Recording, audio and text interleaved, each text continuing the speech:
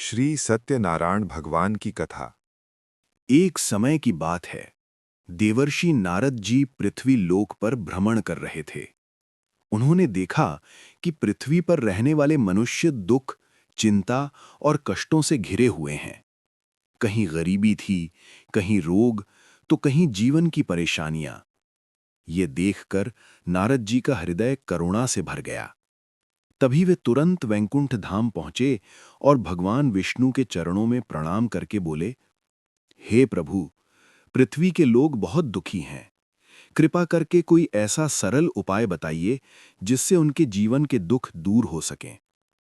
तब भगवान विष्णु मुस्कुराए और बोले, हे नारद, जो मनुष्य सच्चे मन और श्रद्धा से सत्यनारायण भगवान का व्रत और कथा करेगा, उसके जीवन के सभी कष्ट दूर हो जाएंगे और उसके घर में सुख, शांति और समृद्धि का वास होगा।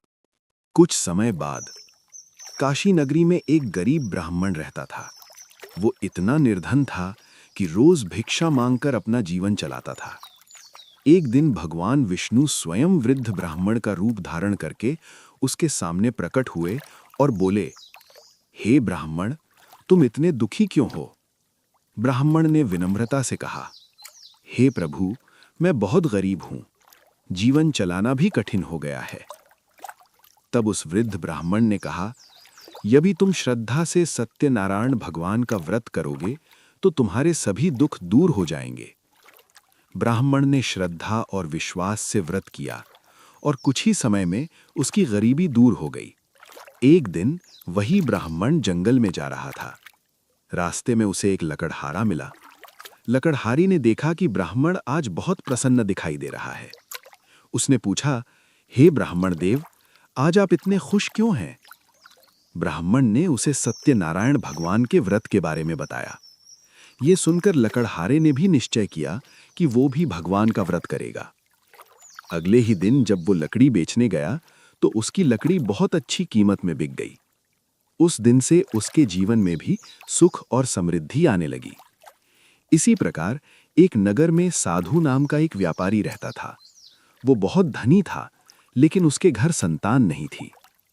एक दिन उसने भगवान से प्रार्थना की, हे भगवान, यदि मुझे संतान प्राप्त हो जाए तो मैं अवश्य ही सत्यनारायण भगवान का व्रत करूंगा। भगवान की कृपा से कुछ समय बाद उसके घर एक सुंदर कन्या का जन्म हुआ। उसका नाम रखा गया कलावती। लेकिन समय बीतते जाने के साथ साथ व्यापारी अपना वचन भूल गया। कुछ समय बाद जब वो व्यापार के लिए बाहर गया तो उसे भारी नुकसान हुआ और उसे कैद भी हो गई। घर पर उसकी पत्नी लीलावती और बेटी कलावती बहुत दुखी रहने लगी।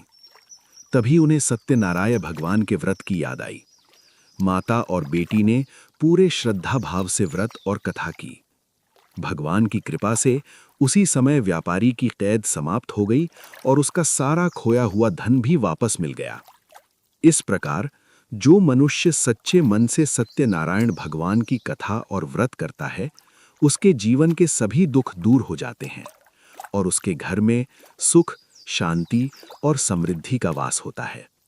सत्यनारायण भगवान की पूजा में सामान्यतः पंचामृत, तुलसी पत्ता, केले, गेहूं का हलवा या सूजी का शिरा, फूल और फल अर्पित किए जाते हैं। जो भी भक्त श्रद्धा और विश्वास से भगवान की पूजा करता है, भगवान उसकी हर मनोकामना पूर्ण करते हैं। सत्यनारायण भगवान की जय।